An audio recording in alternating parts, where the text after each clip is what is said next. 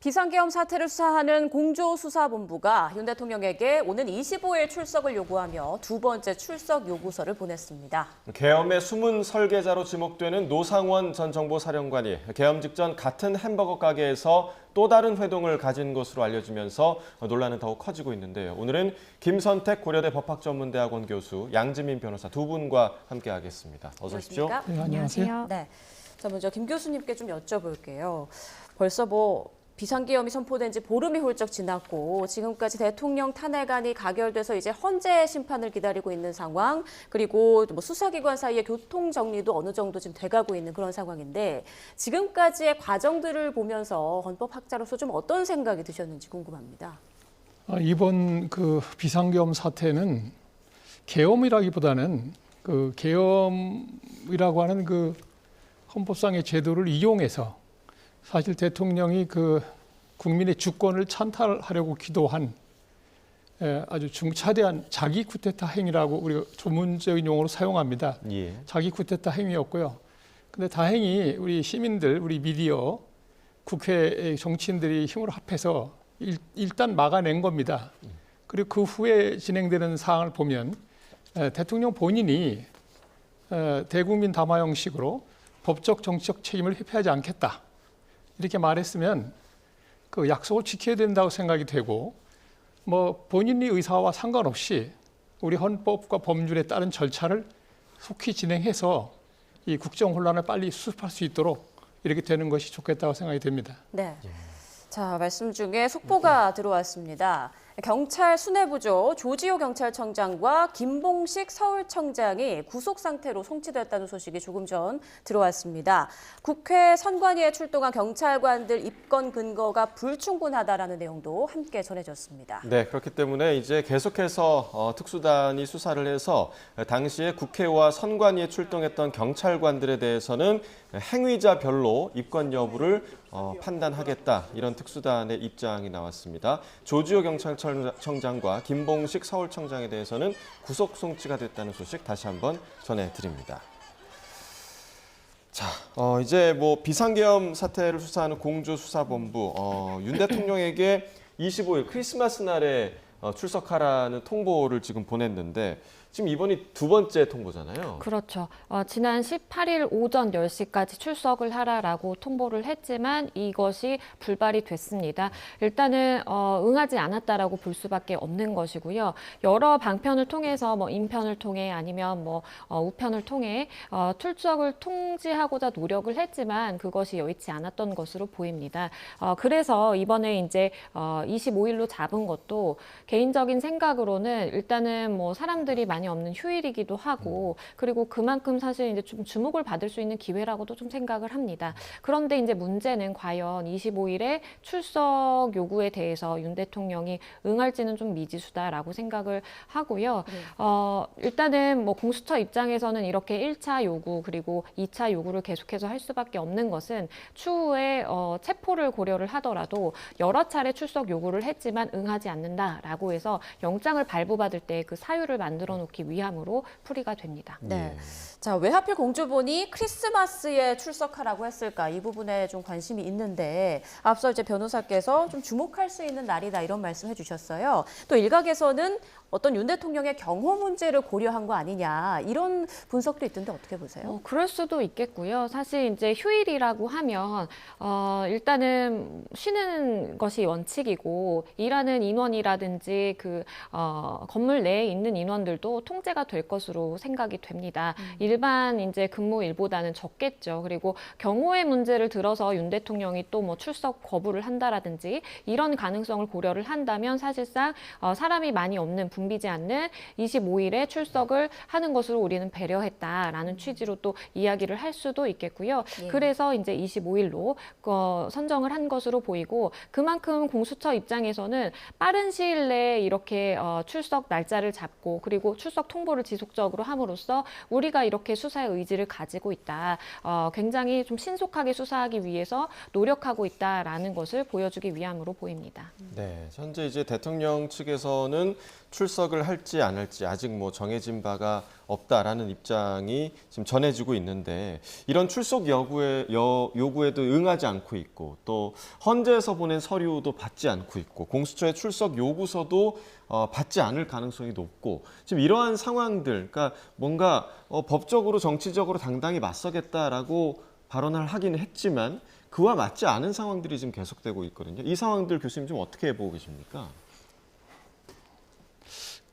이 대통령은 그냥 일반 사인이 아니고 헌법기관, 기관을 구성하는 사람이에요. 그러니까 원칙적으로 대통령이라는 기관에 송달을 해서 그 서류가 도착하면 일단 송달된 것으로 봐도 큰 문제는 없다는 생각이 드는데 일단 우리 그 수사기관 입장에서는 1차, 2차, 3차까지는 일단 소환을 해보고 그래도 보통 그렇게 합니다. 3번 정도 소환장을 발부해서 소환에 응하나 보는 것인데 지금 뭐 일체 응하지 않고 있으니까 수사기관 입장에서도 아마 그 영장을 청구하는 걸 고려하고 있을 것이고 헌법재판소 입장에서는 이렇게 갈 수는 없습니다. 지금 이런 식으로 계속 절차를 지연시키면 또 방금 나온 뉴스를 보니까 그 변호인단을 꾸미는 것도 계속 시간을 끌고 있는 것 같아요. 변명거리를 만들기 위해서. 이런 식으로 갈 수는 없습니다. 이렇게 되면 국정이 지금 이 혼란스러운 상황을 계속 끌고 가겠다는 건데 그냥 방치할 수는 없을 것 같고 그러니까 헌법재판소 재판관들이 전부 모여서 아마 이 송달 문제에 대한 결론을 아마 의견을 수렴해서 다음 주 초에는 발표하지 않을까 생각이 됩니다. 네, 말씀하신 대로 지금 여러모로 윤 대통령 측이 수사를 좀 의도적으로 지연시키려고 하는 거 아니냐 그렇습니다. 이런 얘기들이 나오고 있는데요. 자, 그렇다면 교수님 이런 태도들이 헌재 재판관들의 판단에는 영향을 미칠 거라고 보시는지요? 전에 그 박근혜 대통령 탄핵 사건 때도 이 수사에 비협조적이었던 걸 가지고 우리 그때 재판부에서 이것은 헌법과 법률을 수호하겠다. 준수하겠다고 하는 본인의 선서, 대통령으로서의 자세에 큰 문제가 있다는 걸 지적했어요. 그것도 본인에게 불리한 그 판결이 나오는데 기여했습니다. 그러니까 이 점을 대통령 측, 피소추인 측에서도 좀 고려했으면 좋겠습니다. 자, 이렇게 계속해서 이제 대통령 측에서 뭐 출석 요구서를 받지 않을 경우에, 그러니까 공수처에서는 체포영장을 청구하는 방안도 좀 고려하고 있는 것 같은데, 근데 체포영장을 청구한다고 해도 대통령 경호처가 협조하지 않으면 또 이 문제가 발생할 수 있는 거잖아요. 그렇죠. 현실적인 어려움이 좀 있을 수 있습니다. 왜냐하면 교수님께서 언급을 해주신 것처럼 대통령의 경우에는 일반 사인이 아니기 때문에 사실상 뭐 경호에 문제도 있다라고 봐야 하는 것이고요. 그리고 지금 탄핵 소추가 되어 있는 신분이기는 하지만 여전히 현직 대통령인 것은 또 맞습니다. 그렇기 때문에 경호처의 입장에서도 본인들의 임무를 수행하기 위해서 막아설 가능성도 있겠지만 하지만 언급드리고 싶은 부분은 압수수색 영장을 발부받아서 어떠한 군사 기밀 시설이라고 볼 수 있는 대통령실이라든지 대통령실 관련 시설에 대해서 압수수색 영장에 대해서 거부하는 것은 일부 이해가 되는 취지가 있고 근거 법조항이 있습니다. 왜냐하면 군사 기밀 시설의 경우에는 책임자인데 동의를 받도록 되어 있기 때문에 그 부분에 대해서 막아설 정당한 권리가 있다 내지는 근거가 있다라고 볼 수가 있겠지만 하지만 체포영장의 이제 집행에 대해서는 그러한 군사 기밀 시설에 대해서 뭐 책임자 동의를 받아야 된다라든지 어떤 제한적인 조항이 없습니다. 그렇기 때문에 경호처에서 적극적으로 윤석열 대통령을 비호하기 위해서 막아선다라든지 그로 인해서 어떠한 물리적인 충돌이 발생한다라든지 그러면 그에 대한 책임을 피할 수는 없을 것으로 보이고요. 그렇기 때문에 압수수색 영장과 체포영장의 발부와 그 무게는 조금 달리 판단이 되어야 된다라고 보입니다. 네. 자, 그리고 어제 그 윤 대통령의 40년 지기로 알려진 석동현 변호사가 이 내외신 기자들을 만난 자리에서 좀 여러 이야기들을 했는데 자, 윤 대통령은 계엄 선포 당시 전국 상황 등을 비상사태로 판단했다 이런 말을 전했단 말이죠. 그런데 개인적으로 그렇게 판단한 것과 그게 헌법에서 용인하는 그러니까 그 범주 안에 들어있는 것과는 엄연히 다른 거 아니겠습니까? 그 헌법상의 권한을 부여할 때 그냥 그 백지수표로 주는 게 아니고요. 일정한 그 요건이 있습니다. 그리고 요건이라고 하는 것은 그 권한을 행사하는 사람을 규제하기 위한, 제한하기 위한 겁니다. 그러니까 그 요건을 임의대로 해석할 그런 권한까지 포함되어 있지 않아요. 그러니까 그 요건은 객관적으로 해석이 가능한 거지. 그 권한을 가진 사람이 자기가 임의적으로, 자의적으로 해석해서 나는 이렇게 판단했다. 그래서 그렇다고 해서 정당화될 수 있는 건 아닙니다. 당시 상황을 보면 아무리 삼척동전해도 그때 전쟁이 준하는 상태였다고 생각하는 사람은 아무도 없을 거예요. 예. 예, 그러니까 뭐 그건 명확하다고 생각이 됩니다. 네. 자, 명확한 부분을 지금 대통령이 홀로 이제 임의 해석을 했다라는 그런 분석을 내주셨는데 어제 그 석동현 변호사의 발언 중에 주목됐던 부분은 윤 대통령이 국회의원을 체포하라고 했다든가 아니면 끌어내라고 지시한 적이 없다고 들었다. 이 부분을 강조한 부분이었는데요. 석동현 변호사의 목소리를 듣고 오겠습니다. 대통령도 법률가입니다. 뭘 체포를 해라, 뭐 끌어내라 하는 그러한 용어를 쓰신 적은 없는 것으로 없다고 들었습니다. 대통령이 체포 채자도 얘기한 적도 없을 뿐만 아니라 그 넓은 이 의사당, 국회의사당 그 주변에 그 정도밖에 인원이 되지 않았고 또 대통령께서 절대 시민들과 충돌하지 마라 지시와 당부를 했다.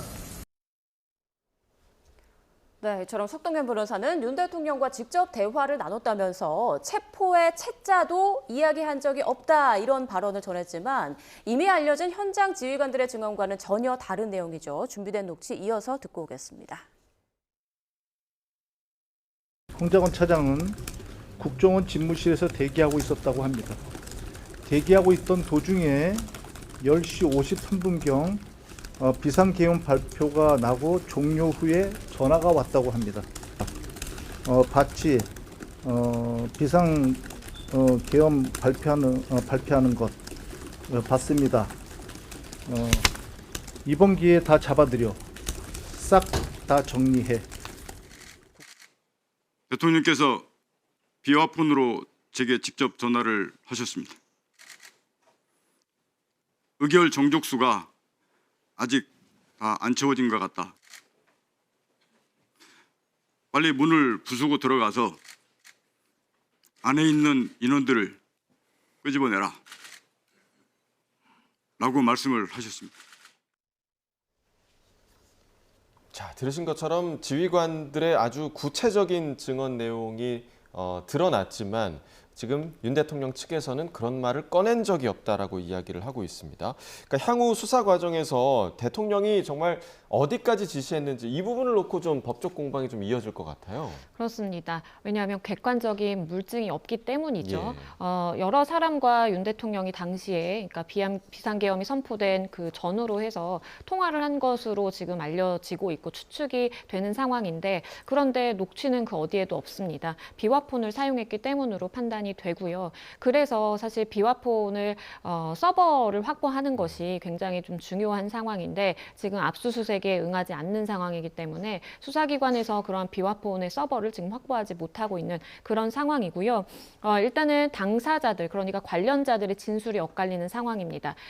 군이라든지 경이라든지 그때 당시에 비상계엄이 선포된 이후에 어떤 작전을 수행하는 그러한 인원들에 대해서는 다들 체포라든지 아니면 끌어내라 어디에 뭐 감금을 하겠다라는 그런 계획이라든지 그런 것들이 구체적으로 이야기가 진술이 나오는 상황이고 직접 들었다라고 하는 사람도 나오는 상황입니다. 그런데 그 반대편에 서 있는 윤석열 대통령의 경우에는 전혀 그런 이야기를 한 바가 없고 체포의 채자도 꺼내지 않았다라고 지금 이야기를 하고 있는 그런 상황이라면 결국에는 종국적으로는 그러한 인적 증거인 진술을 신빙성을 판단하는 그런 절차를 거칠 수밖에 없겠다라고 보이고요. 지금 상황에서는 곽종근 특수전 사령관이라든지 조지우 경찰청장이라든지 홍장원 전 국정원 1차장이라든지 다 체포 관련된 이야기를 하고 있는 상황입니다. 예. 그렇기 때문에 이렇게 많은 당사자들이 어떻게 뭐 입을 맞춘 것도 아닌 상황에서 동일한 취지의 발언들을 쏟아내고 있는 상황이라면 윤석열 대통령이 굉장히 좀 불리한 처지에 있다라고 볼 수밖에 없습니다. 네. 네.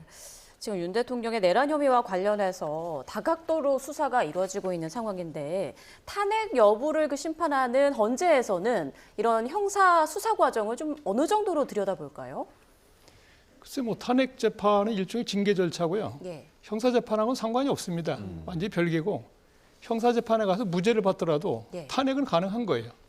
그러니까 지금 보면 물론 이제 헌법재판소의 탄핵 절차에서는 주로 비상계엄 선포의 위헌 위법성, 중대성을 중심으로 판단할 거고요. 예. 그 실행 행위로서 이제 이 내란이 이루어졌는데 그 부분은 뭐 구체적으로 깊이 들어갈 필요는 없고요. 예. 그리고 그런 실행 행위가 있었다고 하는 건 이미 뭐 각 방송국에서 중계 방송 와서 했기 때문에 예, 이미 예. 증거는 확보돼 있는 겁니다. 그러니까 뭐 그 내란죄 여부를 계속 다투고 있는데 그 문제를 그렇게 깊이 들어갈 필요가 없다는 생각이 듭니다. 그리고 네. 이제 우리 증명 방법도 좀 차이가 있어요. 형사 재판은 합리적 의심이 전혀 없을 정도로 아주 엄격하게 거의 90% 95% 확실해야 되는데 탄핵 재판은 그렇게까지 엄격한 증명을 요하지 않습니다. 그렇기 때문에 그렇게 뭐 그 형사 재판이 진행되는 걸 다 봐서 할 필요도 없고요. 어느 정도 이제 국회에서 수집된 증인 신문 기록들이 있고 각 수사기관에서 이제 그 신문한 조서들이 다 있기 때문에 그 자료를 이미 제출 요구를 했습니다. 그게 헌재에 다 제출되면 아마 크게 어렵지 않게 진행할 수 있지 않을까 이런 생각을 해봅니다. 네, 그러니까 형사재판의 유무죄 여부가 탄핵 심판에 큰 영향을 끼치진 않을 수 있다라는 분석이셨습니다. 자, 그리고 이번에 이제 민간인 신분의 전역자들이 논란이 되고 있죠. 민간인 신분인 노상원 전 정보사령관, 이번 계엄 사태의 배후 설계자로 지목이 되면서 논란이 일고 있는데, 자, 이 노상원이라는 이름은 지난 10일 국회 국방위원회 현안 질의 자리에서 처음으로 등장을 했는데요. 먼저 좀 들어보겠습니다. 노상원 알아요, 몰라요? 잘 모릅니다. 그리고 김용현 장관 소개해 준 사람이 노상원이죠? 그렇지 않습니다. 정보사령관은 그때 비상계엄을 위한 TF를 만들었죠. 그런 사실 없습니다. 자, 상당히 당당하게 대답은 했지만 이 대답이 결국 거짓으로 드러났습니다. 자, 저희 YTN이 단독 취재로 알려진 내용에 따르면 이 햄버거집 회동이 한 차례가 아니었던 것으로 드러났다고요. 맞습니다. 네. 그러니까 비상계엄이 3일에 있었고 1일에 우선 1차 회동이 있었습니다. 노상원 전 사령관과 문상호 사령관이 그 자리에 동석을 한 것으로 알려졌는데, 그런데 지금 YTN 취재의 결과 3일에도 비상계엄 선포 전에 또 만났다라는 것입니다.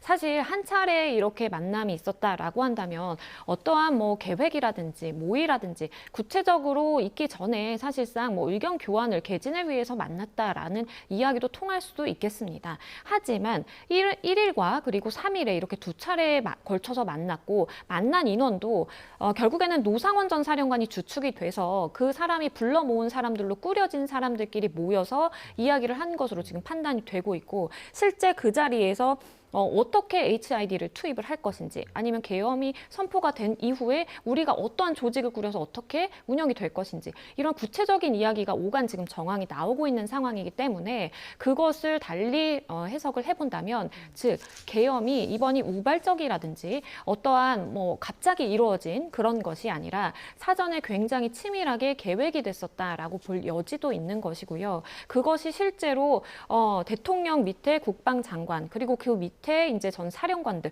이런 식으로 쭉 이제 내려가면서 이렇게 민간인 신분인 노상원 전 사령관까지도 개입이 돼서 계엄에 대해서 진지하게 논의하고 어떤 부대로 투입할지에 대해서 계획을 세웠다라고 해석이 될 수밖에 없습니다. 네, 그 노상원 전 사령관도 말씀하신 대로 이제 민간인 신분인데 또 다른 민간인이 발견이 됐습니다.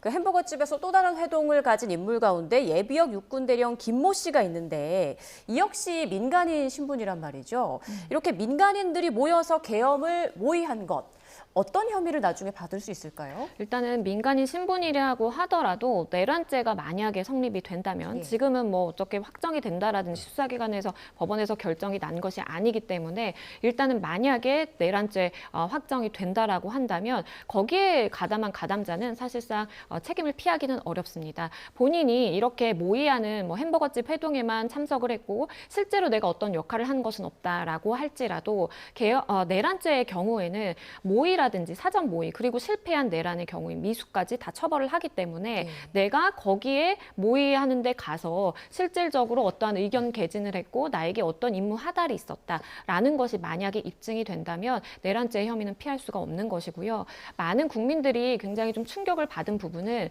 이러한 햄버거집 회동을 실질적으로 주최한 노상원 전 사령관도 민간인 신분인 것이고, 그리고 3.1 회동에 배석을 했던 김모 대령 같은 경우에도 과거에 과거의 군 신분이었지만 굉장히 좀 안 좋은 일로 군에서 나가게 된 그런 인물이라는 것입니다. 그러한 사람들이 주축이 돼서 이렇게 모의를 하고 했다라는 것은 위로 거슬러 올라가다 보면은 결국에는 김용현 전 국방장관과 노상원 전 사령관이 막역한 사이로 지금 알려지고 있는 상황이기 때문에 김용현 전 장관이 만약에 계엄에 성공했을 당시에 사실상의 본인의 사조직으로서 어떠한 민간인 신분의 전 군에 몸을 담았던 민간인 신분의 어떠한 사람들을 모아놓고 실제 어떠한 계획을 한 것이 아니냐라는 의구심이 드는 대목입니다.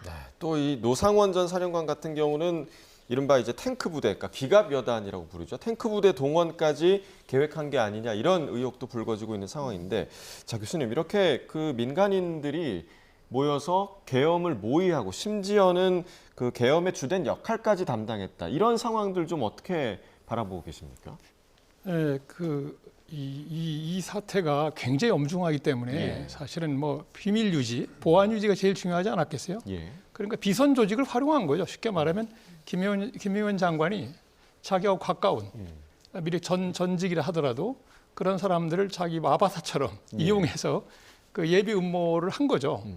그런데 여기서 제가 놀란 건 인사를 고리로 해서, 그죠? 진급을 앞두고 있는 군인들한테 인사에 힘을 써주겠다는 식으로 움직일 수 있었다고 나오는데, 이건 큰 문제인 게 정식의 그 인사 절차가 아니고 그 민간인 신분을 가진 그 비선 조직을 이용해서 그 진급을 앞둔 군인들을 쉽게 움직일 수 있었다는 거, 그리고 이게 보통 사태가 아니지 않습니까? 쿠데타 음모에까지도 동원할 수 있었다. 이건 군의 기강이 아주 문란하다. 그러니까 군의 인사에 관련해서도 앞으로 한번 살펴볼 큰 문제라는 생각이 듭니다. 이런 식으로 그 민간인이 접근해 오면 그 진급을 걸면 무슨 일이든 뛰어들 생각을 하고 있었다는 거 아닙니까, 군인들이? 그래, 이건 정말 심각한 문제고요. 결국 민간인들이 이 내란 예비 음모에 참여한 건 그 해당되는 그 범죄로 처벌될 거고요. 신분범에 해당되는 뭐 그런 부분, 군인 신분에서만 지게 될, 그거는 이제 벗어나겠지만 민간인 신분에서도 뭐 얼마든지 처벌될 수 있는 법조는 다 있습니다. 그러니까 군 내에서 그런 식으로 진급이 이루어졌을 수도 있다라는 가능성도 있다는 아니, 거죠. 그러니까 그 사람들이 쉽게 응하지 않았겠습니까? 왜냐하면 뭐 아무래도 진급이라고 하는 게 뭐 숫자가 얼마 안 되니까 위로 올라가면 갈수록 이제 어려워지지 않습니까? 장군 진급이 정말 어렵죠. 그러니까 이제 자기가 너무 이렇게 힘든 상황이니까 심적으로 그냥 덥석 물은 거 아닙니까? 근데 놀라운 건 국민이 세금으로 총도 만들어주고 월급도 주고 다 그런 군복도 맞춰주고 하는 것인데, 그렇게 해놓으니까 그걸 국민을 향해서 총뿌리를 겨눌 정도로 자기 진급이 더 중요했다는 건 좀 놀라운 일입니다. 그래, 군의 기강도 큰 문제고 군 인사 문제도 다시 한번 전적으로 좀 이렇게 개선을 하지 않으면 안 되겠다, 이런 생각이 듭니다. 자, 이번 사태의 배후 설계자로 지목된 노상원 전 정보사령관이 점집을 운영했다, 이런 의혹이 갑자기 또 터져 나왔어요. 이번 사태와 관련해서 뭐 햄버거집, 점집 같은 정말 예상치 못한 단어들이 계속 튀어나오고 있는데, 이런 부분들이 국민적인 어떤 공분을 더 키우고 있는 것 같아요. 그렇죠. 처음에 이 뉴스가 나왔을 때 많은 국민들께서 정말 눈을 의심했을 것 같습니다. 지금 노상원 전 정보사령관이 개인의 사생활이라고 볼 수 있는 부분이기 때문에 언급을 안 드려야 되는 것이 맞나라는 생각도 했는데, 이 점집을 운영한 것과 연관이 있어서 언급을 안 할 수가 없습니다. 2019년에 성범죄 혐의로 그때 당시에 이제 구속이 된 상태로 실제로 실형을 선고받고요. 군을 퇴직을 하게 됩니다. 그런 불미스러운 일로 퇴직을 한 이후에 점집을 차렸다는 것입니다. 아무래도 군으로 돌아올 수 있는 길은 막혀 있는 상황이고, 그리고 실제 이제 동업을 역술인들과 한 것으로 지금 알려지고 있는데, 언론사들이 가서 취재를 했더니 역술인들이 뭐 기도하다가 같이 만났다, 그리고 철학도 보고 뭐 공부를 한 사람이다, 뭐 이렇게 이야기를 했다라고 하는데요. 물론 뭐 개인의 사정이 있을 수 있겠습니다. 뭐 어떻게 퇴역한 군인 신분으로서 그런 불미스러운 일에 이제 휘말리다 보니까 어떻게 할 수가 없는 상황에서 뭐 할 수도 있다, 점집 운영을, 그렇게는 생각을 하지만 그렇게 활동을 해오던 사람이 우리나라를 뒤흔들 만한 이러한 계엄에 모의를 하고, 본인이 김용현 전 국방장관과의 연결 고리를 이유로 해서 어떠한 승진을 미끼로 해서 현역 군 간부들을 좌지우지했다라는 것은요, 많은 국민들이 정말 충격을 받을 수밖에 없는 상황이고요. 실제로 김용현 전 장관과 뭐 막역하다라고는 하지만, 그리고 얼마나 인사권이 있는지도 모르겠지만, 이렇게 햄버거집에서 2차례 모의를 하면서 실제 뭐 제2기갑 여단을 불러들일 그러한 계획까지도 했다라는 것이 알려지게 되면서 많은 국민들 입장에서는 그러면 장갑차까지 동원을 해서 이러한 계엄을 실행하려고 했던 것인가라는 의문을 품을 수밖에 없는 그런 상황입니다. 네, 자 이런 모든 그런 뭐랄까요 좀 황당한 황당한 의혹들이 지금 수사로 풀어져야 할 부분들이 굉장히 좀 많은데, 자 지금 수사기관들은 어찌됐든 내란 혐의의 정점에 윤 대통령이 있다 이렇게 판단을 하고 있고, 지금 모든 대통령과 관련한 그런 수사 정보들이 이제 공수처로 이첩이 된 상황입니다. 그런데 문제는 공수처의 역량이 될 것인가, 이 부분에 대해서 지금 주목이 많이 되고 있는데, 실제로 출범 이후에 구속된 피의자가 한 명도 없고 또 기소를 통해서 유죄가 확정된 사건도 없다고 하더라고요. 이 부분 좀 어떻게 보십니까? 그때 조희연 교육감 사건이 있었죠. 예. 그래서 전혀 없었던 건 아닌데, 근데 공수처가 출범할 때부터 좀 잘못 구성했어요. 왜냐하면 거긴 정말 베테랑 검사 출신이 들어가는 게 맞는데, 그 공수처 처음 출범시킬 때 검찰을 주로 타겟으로 해서 만든 조직 아닙니까? 그다음에 현직 검사는 아예 지원도 못하게 하고요. 그렇게 짜다 보니까 그 수사 역량이 좀 떨어지는 건 사실입니다. 그리고 그동안도 역량이 없는 인원으로 짜다 보니까 별로 큰 성과를 못 거둬왔어요. 근데 그래서 이번 수사는 근데 사실은 정말 큰 규모의 수사입니다. 굉장히 큰 규모의 수사고요. 근데 저는 이렇게 생각해요. 일단 뭐 검찰에서 수사를 넘겼다고는 하지만 대통령과 이제 국방장관을 넘긴 거고, 그 부분 나머지 군인들에 대한 수사는 계속 하는 것 같고요. 그다음에 경찰도 뭐 넘긴다고는 했지만 다 넘기는 것 같지는 않고요. 그리고 결국은 이게 이제 일반 내란 특검으로 가서 다 파견을 받아서 큰 규모의 수사단을 만들어야 됩니다. 그렇게 진행하면 될 것 같고요. 그리고 공수처가 단독으로 수사하기는 이거 버겁습니다. 솔직히 말씀드리면 그렇게 하지도 않을 것 같고요. 그리고 대통령의 경우에는 사실 지금 검찰에서 쉽게 넘긴 게, 아마 대통령은 아마 진술 거부권 행사를 할 거로 예상이 됩니다. 제가 보기에는 뭐 공수처의 소환에 응하지도 않을 것 같고, 그리고 체포 구속도 쉽지 않고요. 만에 하나 진술을 할 기회가 생긴다 하더라도 진술을 그렇게 다 하지 않을 거로 예측이 됩니다. 그래서 아마 검찰에서도 넘겨도 별 자기들한테 큰 손해는 아니라고 생각한 것 같고요.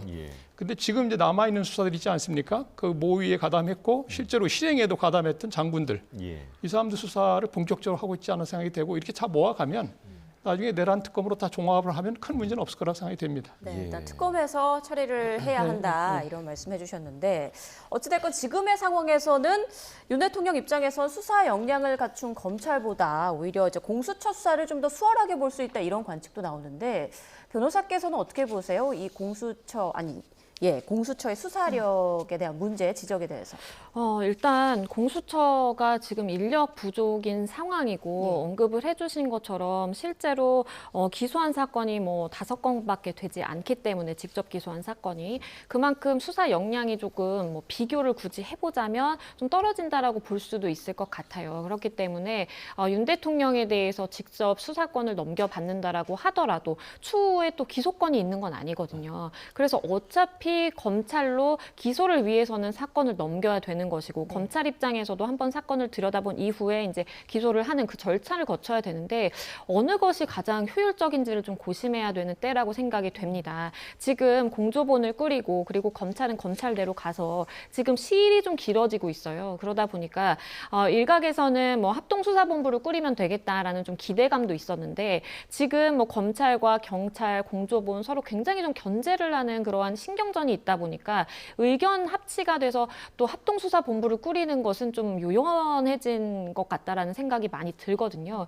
그렇기 때문에 교수님께서 언급해 주신 것처럼 특검으로 가서 정말 일체화가 돼서 수사가 효율적으로 이루어져야 되는 그런 상황이라고 보이는데, 또 문제는 특검이 너무 늦게 등장하게 되면 실제 모든 수사는 공조본과 검찰이 다 이제 하면서 특검은 그 사건만 결국에는 넘겨받아서 그 시간이 또 걸릴 수가 있는 것이고, 아니면 뭐 공소 유지라든지 굉장히 뭐 제한적인 그러한 역할만 할 수밖에 없는 그런 상황이 초래될 수 있거든요. 그렇기 때문에 수사에 일어나는 굉장히 지금 중요한 상황으로 보이고요. 그래야만 윤석열 대통령이랑 의원이라든지 지금 뭐 아래 군 간부나 뭐 경찰에 대해서는 수사가 이루어지고 있지만 수사가 굉장히 난항을 겪고 있는 이 윤석열 대통령에 대해서는 수사가 효율적으로 그리고 의미 있게 이루어지기 위해서는 반드시 좀 수사가 일어나야 된다라고 생각합니다. 네. 자, 이 사안에 대해서 이제 검찰이 공수처로 윤 대통령 사안을 이첩을 하는 문제에 있어서 조금 전에 이제 교수님 같은 경우는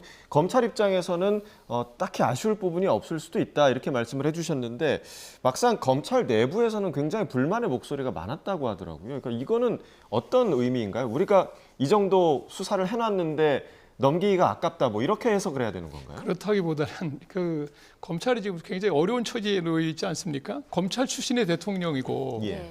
그리고 그 대통령하고 상당히 검찰이 가깝게 있으면서 또 어떤 의미에서 하명수사 비슷하게 그 용산의 지시를 받아서 뭐 수사를 한 것 같은 그런 외형이 많이 발생했어요. 예. 여러 가지 이제 의혹을 받고 있는 상황에서 이런 사건이 발생하니까 검찰에서 뭔가를 보여줘야 되지 않습니까? 우리는 정말 대한민국 검찰이다. 이걸 좀 보여줄 수 있는 기회인데, 근데 이 수사를 하다 말고 이 수사의 주도권을 뺏기면 그런 기회가 없죠. 그러니까 검찰로서도 자기네들도 굉장히 어려운 처지에 빠졌는데 하면 자기 존재감을 확실하게 드러낼 수 있는 기회를 놓치는 게 되는 겁니다. 근데 뭐 그렇게 아쉽게 생각할 필요 없을 것 같아요. 그리고 어차피 특검법을 만들면 일반 내란 특검법 안에 자세한 규정을 둬서 뭐 검찰이건 경찰이건 뭐 군 쪽의 수사기관이든 간에 다 그쪽이 협력할 수 있게끔 그리고 법률을 만들어서 시행하면 됩니다. 그리고 어차피 그 형사범죄이기 때문에 탄핵 사건하고 큰 관계가 없고요. 이건 시간이 오래 걸릴 겁니다. 이 내란죄를 하더라도 뭐 1심, 2심, 3심까지 있기 때문에 그거는 천천히 가면 되는 거니까 그렇게 걱정 안 하셔도 될 것 같습니다. 네. 예.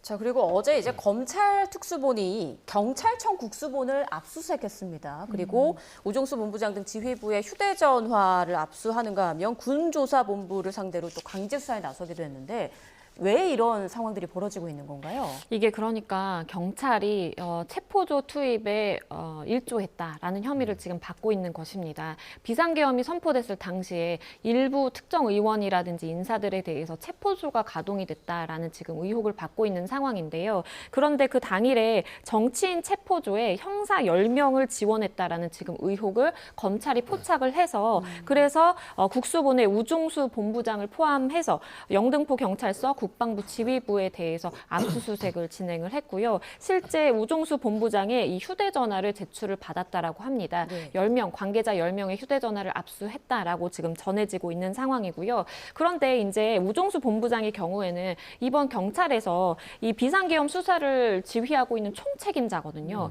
근데 총책임자가 본인이 수사에 지휘를 하고 있는 사건에 휘말렸다라는 지금 혐의로 검찰이 압수수색을 하고 실제 영장이 발부됐으니까 압수를 한 것입니다. 그리고 휴대전화까지 지금 빼앗긴 그런 상황이 되다 보니까 경찰 입장에서는 굉장히 좀 반발을 하고 또 난색을 표하고 있는 그런 상황입니다. 네, 그러니까 이 수사를 바라보고 있는 분들은 이게 무슨 일이지라고 생각을 하셨을 수도 있을 것 같습니다. 그러니까 수사 주체들 사이에서 지금 다른 수사 주체에게 강제 수사를 벌인 그런 상황이 되어버렸는데 그런데 이제 공조본이 결국에는 본인들이 수사 대상이 되면서 그럼 공조본이 수사하고 있는 부분에 대한 정당성 문제가 있지 않을까 이런 우려도 있거든요. 이 부분 어떻게 보세요? 근데 이번에 검찰이 수사를 진행하다 보니까 그 경찰에서 그 체포조를 짜려면 결국 수사본부에서 움직이게 되거든요. 국가수사본부에서. 그러려면 당연히 국가수사본부장 지시가 있어야 되는 거고 처음에 조지호 경찰청장은 체포조 100명을 요청을 받았는데 응원 요청 받았는데 응하지 않았다고 진술했는데 실제로는 뭐 지금 말씀하신 대로 한 10명 정도 실제로 체포조를 보냈다는 거 아닙니까? 그러니까 이건 불가피하게 수사를 할 수밖에 없어요. 그러니까 뭐 우 본부장이 지시를 했을 거로 보고 그 여부를 확인하기 위한 거죠. 사실 확인을 위해서 아마 휴대폰도 제출받았을 것이고 진행할 수밖에 없는 것이지 그렇다고 해서 경찰의 뭐 수사의 정당성이 없어지거나 그렇지는 않을 거라 생각해요. 상관없다는 생각이 들고요. 또 수사는 해야만 되는 겁니다. 또 마찬가지로 검찰 쪽도 지금 그 선거관리위원회 그 서버와 관련해서 디지털 포렌식 뭐 그 문제가 좀 제기되지 않았습니까? 만약에 관련된 사실이 나오면 역시 또 공수처가 하든지 해서 검찰도 수사를 해야 되는 겁니다. 그건 마땅히 해야 되는 거기 때문에 큰 문제가 될 건 아니라고 생각이 됩니다. 네. 자, 그리고 관련해서 YTN 취재에 따르면 우종수 본부장이 그러니까 비상계엄 선포 직후 방첩사령부의 체포조 인력 요청에 시간을 끌면서 이제 대응하지 말라고 지시했다 이런 주장이 나왔는데요. 이 부분은 법적으로 좀 어떻게 판단할 수 있을까요? 지금 언급해 주신 그 부분이 지금 국수본 우종수 본부장이 당시에 그 전화를 받았을 때 제주 출장 중이었다라고 합니다. 예. 그런데 이 윤수영 조정관으로부터 전화를 받았는데 지금 이렇게 방첩사에서 요청이 왔다라는 거예요. 근데 처음에는 10명 정도를 이제 명단을 요구했다가 나중에는 100명이 필요하다라는 이야기를 했다라는 것입니다. 그래서 지금 주장이긴 합니다만 네. 우종수 본부장의 입장은 내가 그때 출장 중이었고 절대 이 지시에 응하면 안 된다. 시간을 끌어라라고 본인이 지시를 했다라는 거예요. 적어도 내가 서울에 갈 때까지 내일 아침까지는 아무 일도 일어나서는 안 되고 인력을 지원해서는 안 된다라는 이야기를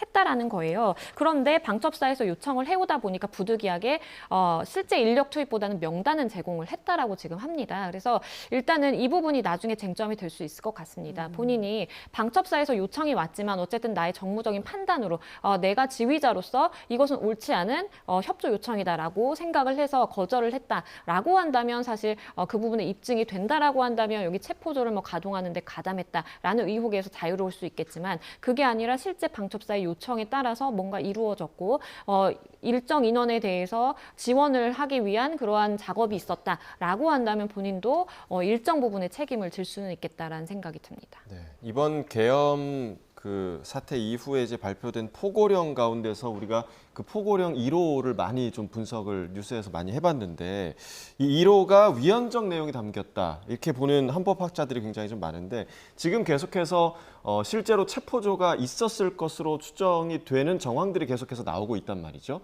만약에 그 체포조 중에서 정말 국회의원 체포조까지 있었다라는 것이 밝혀지게 된다면 이건 정말 헌법의 범위를 넘어서는 부분 아닌가요? 그렇죠. 그건 아주 명백합니다. 왜 그러냐면 우리 헌법에도 계엄 선포 권한은 대통령에게 있지만 선포되는 계엄을 계속 유지할 거냐, 중단할 거냐 하는 건 국회의 권한이에요. 예. 그러니까 국회가 반드시 열리도록 돼 있습니다. 그리고 그뿐만 아니라 국회의원들이 거기에 소집되면 국회에다 갈 수 있도록 하기 위해서 그 계엄법에 보면 아주 명시돼 있어요. 그 계엄이 진행되는 동안에 국회의원은 현행 범인이 아닌 경우에는 아닌 한 체포하지 못한다. 예. 불체포 특권이 주어집니다. 계엄이 진행되는 동안 국회의원에게는 불체포 특권이 있어요. 그런데도 불구하고 체포조를 운영했다고 하는 것은 명백한 헌법과 계엄법 위반이죠. 예. 그건 아주 명확합니다. 네. 자, 내란죄 혐의 수사와 관련해서 좀 집중적으로 살펴봤는데 헌재에서는 지금 또 빠르게 움직이고 있습니다. 조금 전 저희가 속보로 전해드린 바에 따르면 대통령 문서 송달 상황은 아직 미배달 상태고 양측 당사자 이해관계인 추가 접수 서면 없다라는 소식이 전해졌거든요. 앞으로 좀 어떻게 진행이 될까요?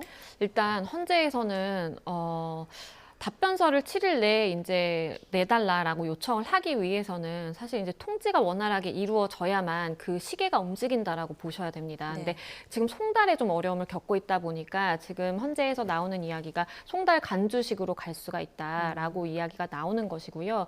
헌재법에도 이제 송달 간주에 대한 이야기가 있고 그리고 사실 여러 가지 방법 그러니까 원칙은 대면 송달을 하는 것이 맞지만 그게 여의치 않은 경우에는 다른 뭐 비대면식으로 해서 유치 송달이라든지 아니면 뭐 보충 송달이라든지 다양한 방식은 있거든요. 그리고 무엇보다 전자적인 방식을 통해서 송달을 했을 때 7일 이내에 확인하지 않는 경우에는 송달 간주가 된다라는 조항이 있습니다. 그래서 거기에 근거해서 만약에 윤 대통령이 지금처럼 계속해서 송달 거부를 한다라든지 아니면 뭐 대통령실에서 비협조적인 상황으로 계속 가서 전혀 이러한 통지를 받고 있지 않는다라고 판단이 된다면 그러면 송달 간주를 어쩔 수 없이 하고 헌재의 시계는 계속해서 가도록 하는 것도 하나의 방법이라고 생각합니다. 네, 이 송달이라는 그 절차적 과정이 계속해서 지금 문제가 되고 있는데 그런데 이 송달이 이루어지지 않더라도 재판관들끼리의 이 사안에 대한 논의는 이어질 수 있는 겁니까? 어떤 겁니까? 송달이 안 되면 안 되겠죠.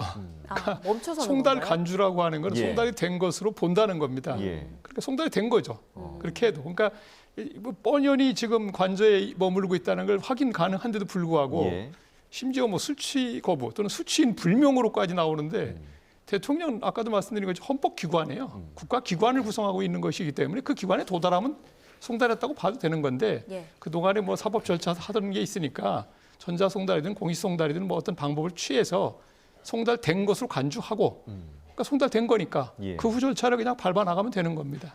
예, 그렇게 될 거로 보고 또 대통령 측에서 이러면 안 됩니다. 왜냐하면 본인이 검사를 뭐 수십 년을 했고 그리고 최고 공직에 있었던 사람이 예. 형사 사법 절차를 이런 식으로 지연시키는 거는 정말 국민들이 크게 실망할 만한 뭐 이미 실망을 했지만 이 후속 절차조차도 이렇게 끌고 가는 것은 본인에게 유리할 게 하나도 없다는 생각이 듭니다. 네. 자, 그리고 정치자금법 위반 혐의를 받는 이제 건진 법사 전성배 씨의 이름이 또 계속 나오고 있는데 검찰이 구속영장 청구했는데 법원이 기각했더라고요. 이건 왜 그럴까요? 영장 청구가 조금 빨랐다라고 좀 보입니다. 왜냐하면 법원이 영장을 기각하면서 구체적인 이런 송금 내역이라든지 이제 자금 흐름의 정황이 파악하기가 어렵다라고 이제 이야기를 했거든요. 그런 걸 보자라고 한다면 이제 객관적인 물증에 대한 분석이 다 완료되기 조금 이전에 영장 청구를 하다 보니까 기각이 된 것 아닌가라는 생각이 들고요. 그렇기 때문에 지금 이미 확보한 그런 객관적인 증거들이 지금 존재하는 상황이거든요. 뭐 네. 휴대전화라든지 분석을 통해서 사실상의 어떠한 확실한 증거를 가지고 다시 영장 재청구를 하는 것이 옳지 않나라는 생각을 해봅니다. 그런데 이 계엄 사태 국면에서 정치자금법 위반 혐의 받는 건진 법사가 중요한 주목받는 이유는 뭐라고 볼 수 있을까요?